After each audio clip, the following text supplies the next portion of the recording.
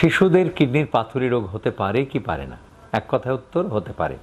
সাধারণত আমরা বলি ছাত্রদেরকে যখন পড়াই যে এর কিডনি পাথর হয় 20 থেকে শুরু করে 45 বছর বয়সের মধ্যে বেশি বেশি, কিন্তু কোনো বয়সই নিরাপদ না।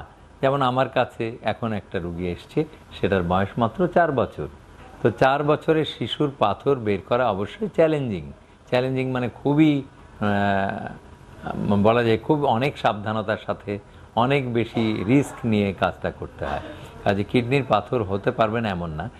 আর আমরা যখন ছোট ডাক্তার ছিলাম, এখনও অবশ্য বড় ডাক্তার না, এখনও ছোট ডাক্তার, কিন্তু বয়সে যখন ছোট ছিলাম তখন আমরা বেশি পাইতাম পেশাবের থলির মধ্যে পাথর। ছোট শিশুদের মায়ের কোলে বা দাদি নানির কোলে বাচ্চাটাকে নিয়ে আসতো এবং তার প্রস্রাবের থলির মধ্যে বড় বড় পাথর পাওয়া যেত। সেটা ছিল ভিটামিন এ ডেফিসিয়েন্সি।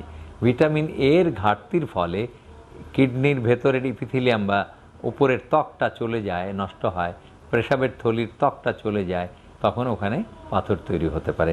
তাহলে ভিটামিন এর ঘাটতির কারণে শিশুদের ভেতরে পাথর হতে পারে।